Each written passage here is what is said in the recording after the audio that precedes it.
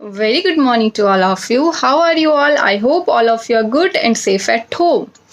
In the last part of the video, we have discussed about your some unusual plants. That there are some plants which do not contain chlorophyll, and these plants are called your non-green plants. Okay, we learn about your insectivorous or carnivorous plants who kill, digest your insects. Okay, now today we will reach to our checkpoint number 2.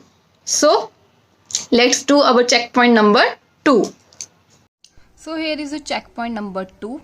Okay, so your first question is you have to state, there are given statements. Okay, you have to tell me that it is true or false. Okay, so first part is your, that first question is your stomata on the leaves help in trapping the sunlight.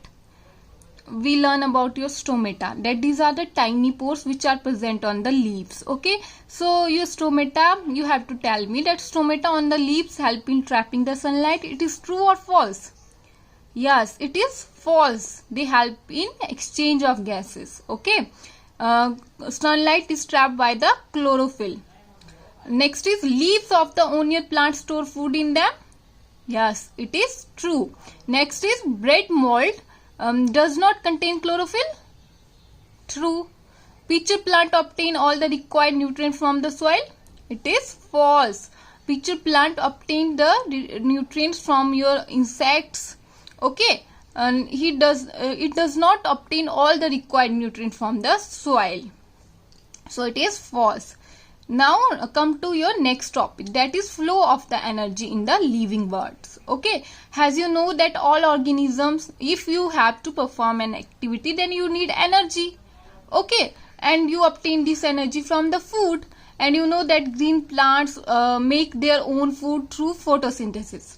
An animal and human being either directly or indirectly depend upon the plants. Okay, for the food, and in this manner the energy of the sun, plants get the energy from the sun.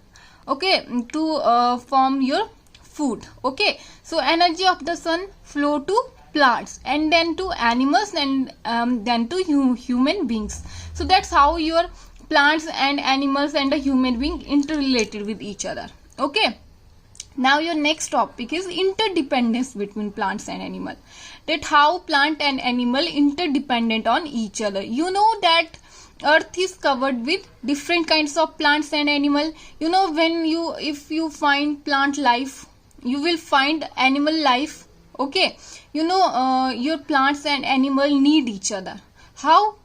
Plant give oxygen to animals, where animals give carbon dioxide to the plants, through which plant make their own food. So that's how plants and animal depend on each other. Okay, next is balance in nature. Okay, that plant and animal together maintain a balance in nature. Animal and plant depend on one another. If there is no plant, there will be no oxygen, and if there will be no animal, then there will be no carbon dioxide. So that's how they make the balance in nature. Okay, so if we have to maintain the balance in nature, then we need to protect both our animals and plants on earth.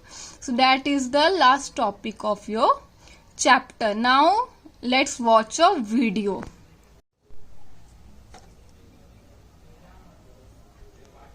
Interdependence of plants and animals. Plants and animals are dependent on each other in many ways. The areas of interdependence of plants and animals are food, exchange of gases, reproduction, and shelter. Plants manufacture their own food in the presence of sunlight. Animals like the cow, deer, zebra, elephant, giraffe, and rabbit eat grass, small plants, and leaves of trees. Insects like grasshoppers and caterpillars feed on leaves. Birds feed on fruits of plants and bees on nectar. Plants prepare their own food during the day by a process called photosynthesis. During this process, They use carbon dioxide from the air and give out oxygen into the air. The animals use oxygen present in the air and breathe out carbon dioxide. So plants depend on animals for carbon dioxide and animals depend on plants for oxygen. Thus, plants and animals are interdependent for the exchange of gases. Insects like bees, wasps and butterflies visit flowers to feed on the nectar. When the insects visit the flowers, the pollen grains from the male part of the flowers stick to their wings, antennae and legs, and later get deposited on the female part of other flowers when the insects visit them. In this way, the insects get their food and help the plants in the process of pollination. Animals also help in the dispersal of seeds. Animals feed on fruits and grains. The undigested grains and seeds are expelled by them as waste. These seeds germinate to form new plants.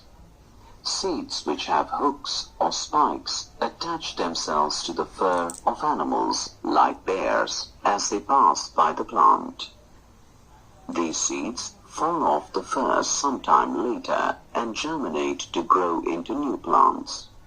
Animals like monkeys and squirrels eat the fruits and throw the seeds in different locations. As a result, plants grow across a wide area of land.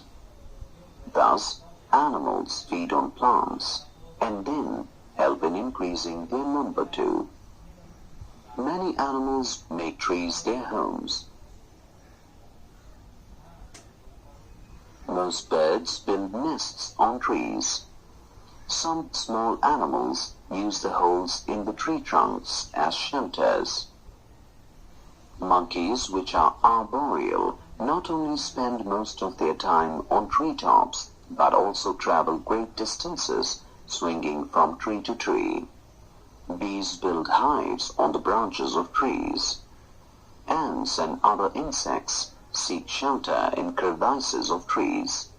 A single tree hosts a wide variety of life forms.